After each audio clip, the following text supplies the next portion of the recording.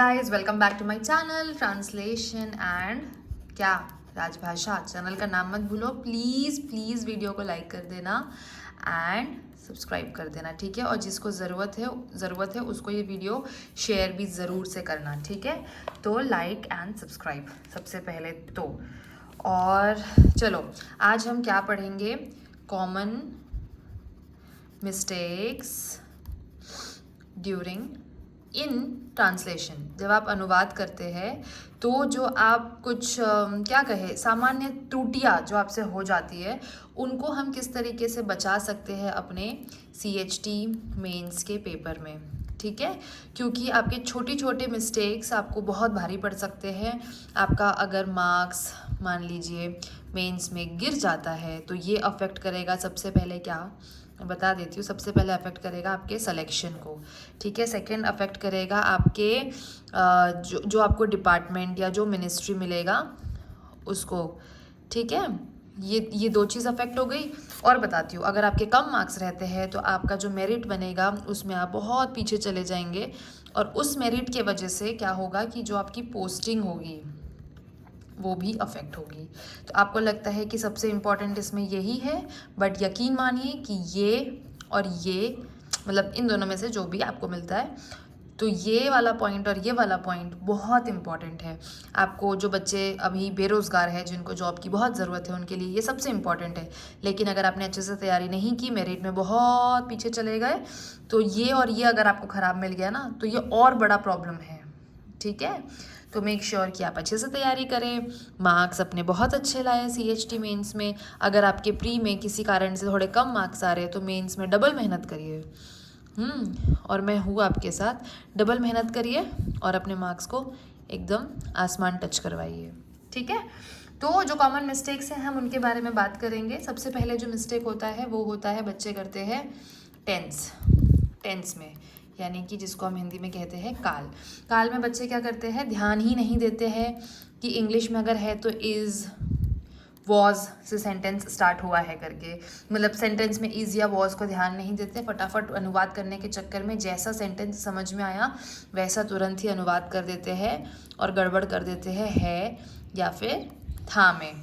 या फिर जैसे कि होता है, होता था या फिर होगा, ठीक है। इसमें विल भी आ जाता है। और भी जितने फॉर्म है इंग्लिश में जो आपके इंग्लिश में दिए हैं आपको हिंदी में ठीक उसी प्रकार से अपने टेंस का ध्यान रखना है। बिल्कुल भी आपको टेंस में गड़बड़ी नहीं करनी है। दूसरा जो ध्यान रखना है वो आपको ध्यान रखना है जेंडर में। लोग फीमेल या मेल, यहाँ ना ये लड़का लड़की वाली फीमेल की बात नहीं, फीमेल या मेल की बात नहीं हो रही है, ठीक है। यहाँ पे बात हो रही है कई बार ऐसे वर्ड्स आते हैं जैसे कि मान लीजिए बैंक। मैं आपसे पूछती हूँ कि जो बैंक शब्द है ये हिंदी में मेल है, ये मेल का साइन होता है और ये फीमेल का साइन होता है, ठीक है। तो ये जो बैंक शब्द है ये मेल में आता है या फिर बैंक या फिर फीमेल में आता है। जैसे कि बैंक खुला है या बैंक खुली है, बैंक पैसे देता है या बैंक पैसे देती है, ठीक है। यह आपको पता होना ज़रूरी है। जो थोड़े से नॉन हिंदी वाले बच्चे हैं, नॉन हिंदी से मेरा मतलब है जो ख क्षेत्र में जिन बच्चों की पढ़ाई हुई है या फिर जिनकी पढ़ाई ग क्षेत्र में हुई है, ये प्रॉब्लम, ये जेंडर वाली प्रॉब्लम उनको आती है सबसे ज़्यादा, ठीक है। तो आपको इस चीज़ का ध्यान रखना है कि आपको ये जेंडर वाली मिस्टेक नहीं करनी है, ठीक है। जैसे पत्रिका अगर शब्द है, अगर हम पत्रिका शब्द को ले लें तो पत्रिका छपी थी या पत्रिका छपा था। ये जिन बच्चों को गलतियां पता है, जिनको पता है कि जेंडर क्या है पत्रिका का, वो तो ये पढ़ लेंगे फटाफट और पकड़ लेंगे और गलती नहीं करेंगे। पर जिनको नहीं पता है उनको अपने इस जेंडर को सुधारने में ज़्यादा मेहनत करनी चाहिए, ठीक है। तो टेंस हो गया, जेंडर हो गया। तीसरा हो गया आपका सेंटेंस फॉर्मेशन, वाक्य निर्माण जिसको कहते हैं, ठीक है। सेंटेंस फॉर्मेशन ये आपका गलती से भी गलत नहीं होना चाहिए। हालांकि वो सारी चीज़ें सेंटेंस फॉर्मेशन इस पे भी निर्भर करती है, बट ओवरऑल चलिए मान लेते कि आपने टेंस का ख्याल रख लिया, आपने जेंडर का ख्याल रख लिया, लेकिन आपने जो सेंटेंस बनाया है ना वो कुछ ऐसे टूटे फूटे से सेंटेंस है, मतलब बहुत ब्रोकन से। जैसे कि माय नेम इज़ आकांक्षा, ठीक है। तो इसको मैं अगर हिंदी में करूँगी, आकांक्षा नाम है मेरा। ये सेंटेंस कैसा लग रहा है आपको? क्या आपको लग रहा है कि ये सेंटेंस सही है, ये गलत है? गलत है किस सेंस में? आपको चलो सब्जेक्ट वर्ब एग्रीमेंट, जो सब्जेक्ट वर्ब एग्रीमेंट है जिसके रूल के तहत हम अपने सेंटेंसेस बनाते हैं, अपने वाक्य का निर्माण करते हैं, तो आपको वो नहीं पता। लेकिन अगर आप एक आम आदमी हैं और ऐसी बोलचाल की भाषा में भी बात करते हैं, तो आकांक्षा नाम है मेरा, क्या ये वाक्य निर्माण आपको सही लग रहा है? बताइए। नहीं, ये गलत है।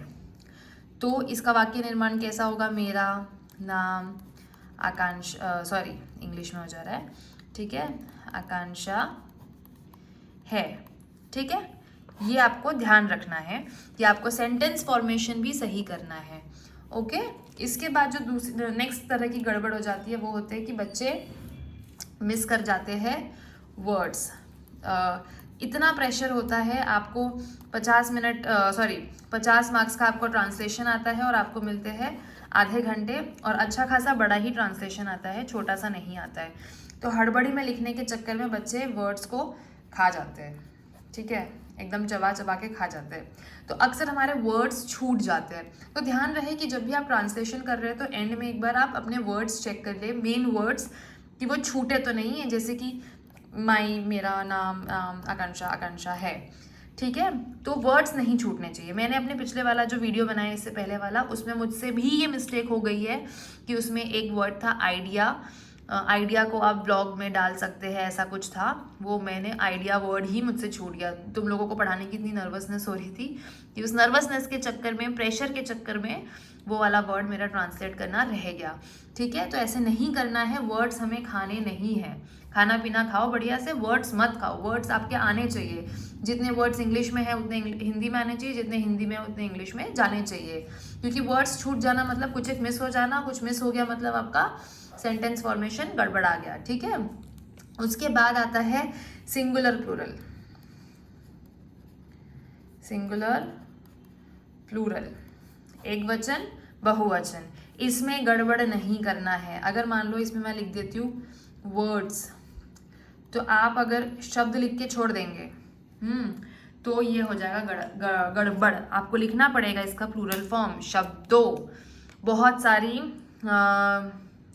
क्या बोले, कुछ एक सेंटेंस आपके ध्यान में आ रहा हो तो, बहुत सारे, देयर आर सो मेनी, मैं यहाँ पे लिखूँ, ठीक है, दिख रहा है सबको, there are so many books on the table. ठीक है, तो टेबल का हो जाएगा मेज पर अनेक किताबें रखी हैं। ठीक है, तो अब क्या हुआ, यहाँ पे हमें क्या देखना है, ये बुक्स है, इसमें ये आना चाहिए सेंस। अनेक किताब रखी है नहीं होगा, अनेक किताबें रखी है। ठीक है, तो अगर यहाँ पे मैं सिर्फ किताब कर देती तो ये सेंटेंस हो जाता गड़बड़। ठीक है, सो मैनी लगा है तो उसके लिए हमें कुछ एक एक्स्ट्रा वर्ड लगाना पड़ेगा। ओ सॉरी, आपको शायद दिख नहीं रहा होगा। तो अगर सो मैनी लिखा हुआ है तो उसके लिए अनेक शब्द लगाना ज़रूरी है। मेज़ पर किताबें रखी है लिखने से जो सो मैनी का सेंस है वो हो जाएगा ख़त्म। तो ऐसी छोटी छोटी मिस्टेक्स आपको नहीं करनी है। ठीक है, इसके अलावा और भी कुछ मिस्टेक्स होते हैं जो बच्चे करते हैं ड्यूरिंग द एग्ज़ाम, प्रेशर में आके, तो मैं वो अपने आने वाले क्लासेस में बताते चलूँगी आप लोगों को। तब तक के लिए आप लोग ना भूले क्या करना, ना भूले लाइक, शेयर और सब्सक्राइब करना। ठीक है, थैंक यू सो मच।